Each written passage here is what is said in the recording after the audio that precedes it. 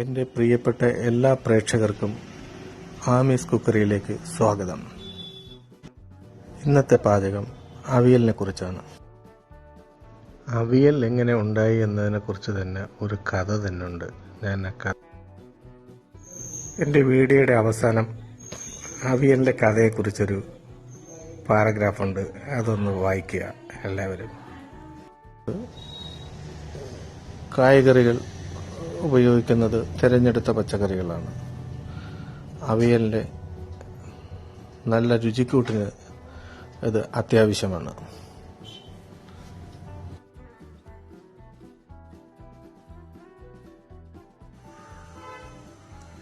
പാൽച്ചേമ്പ്, ചേന ഒരു കഷ്ണം, വഴുതിന, കായ്,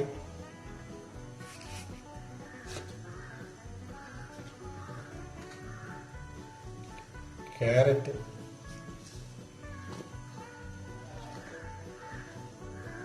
തൊണ്ടമുളക്,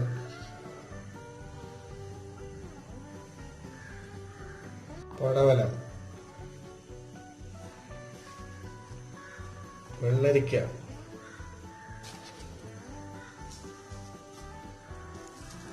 കറിവേപ്പില, പച്ചമാങ്ങ,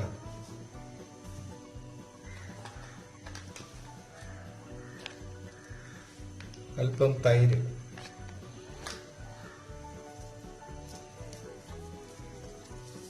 വെളുത്തുള്ളി,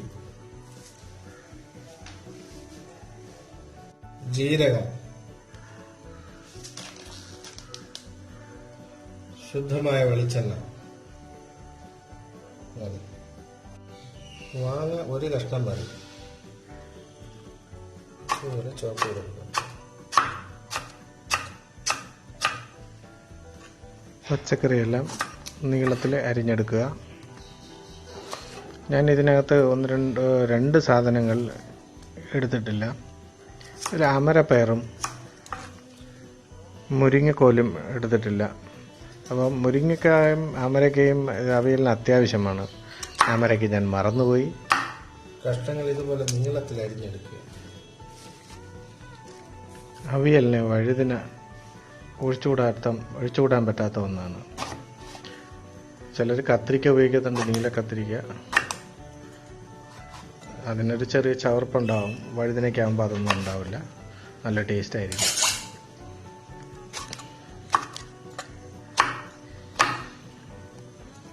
അവിയലിന് കഷ്ണങ്ങൾ അരിയുമ്പോൾ അല്പം കനത്തിന് തന്നെ അരിഞ്ഞെടുക്കണം. കാരണം അവിയൽ വെന്ത് വരുമ്പോൾ ഉടഞ്ഞു പോകാൻ പാടില്ല. കഷ്ണങ്ങൾ അല്പം കനച്ച് ഉടഞ്ഞു പോകില്ല.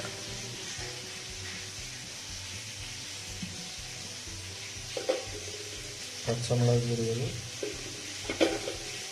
മാങ്ങ,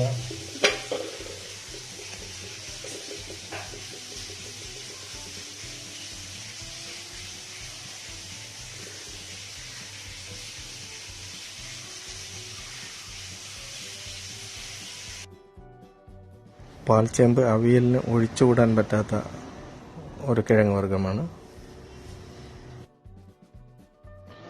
പാൽച്ചേമ്പ് കിട്ടിയില്ലെങ്കിൽ ഉരുളക്കിഴങ്ങ് ചേർക്കാം.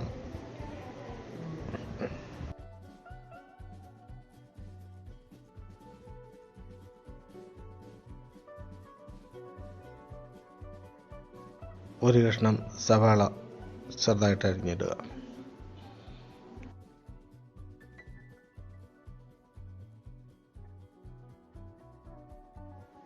അല്പം മഞ്ഞപ്പൊടി, പാകത്തിന് ഉപ്പിടുക. വെള്ളം ഒഴിക്കുക. വെള്ളം ഒരുപാട് ഒഴിക്കാൻ പാടില്ല, ആവശ്യത്തിന് കുറച്ച്. കാരണം ഒരുപാട് വെള്ളമായാൽ പിന്നെ അത് സാമ്പാറായിരുന്നു. ഒരു കാര്യം മറന്നുപോയി, ചേന നമ്മൾ നേരത്തെ അടുപ്പിൽ പുഴുങ്ങാനായി വെച്ചു. ചേന ഇങ്ങനെ ചെയ്യുന്നതിൻ്റെ ഒരു കാരണം, ഇതിനകത്ത് ചിലർക്ക് ചൊറിച്ചിലുണ്ടാവാം, കൂരൽ, ഇതൊക്കെ ഉണ്ടാവാം. അപ്പം അതിന് പുളി ഒഴിച്ച് വേവിച്ചാൽ ഇത് മാറിക്കിട്ടും.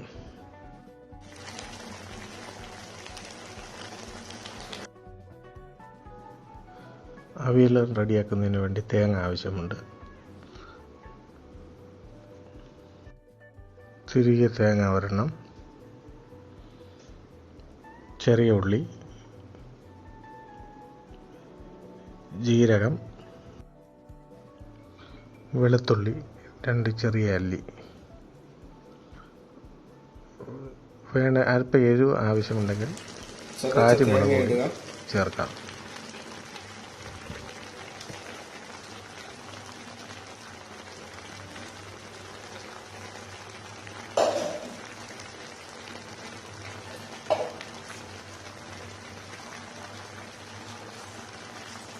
ഇതൊരു അല്പനേരം അടച്ചു വെക്കുകയാണ്.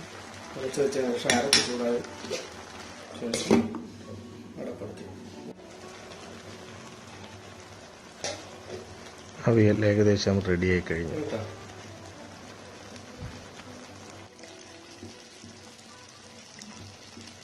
അവസാനമായി എല്ലാം റെഡിയായി കഴിഞ്ഞു. അല്പം ഒരു കരണ്ടി തൈര് ഒഴിക്കുക. അതുപോലെ ഒന്ന് തൈര് ഒഴിച്ച്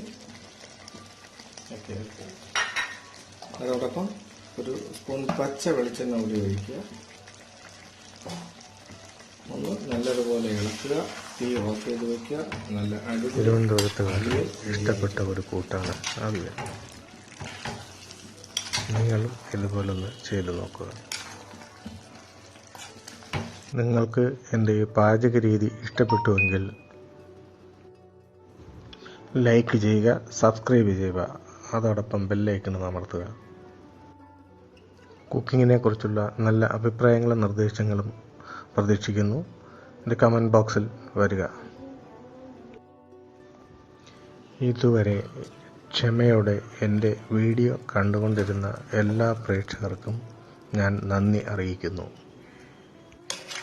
വീണ്ടും മറ്റൊരു നല്ല പാചകക്കുറിപ്പുമായി നമുക്ക് കാണാം.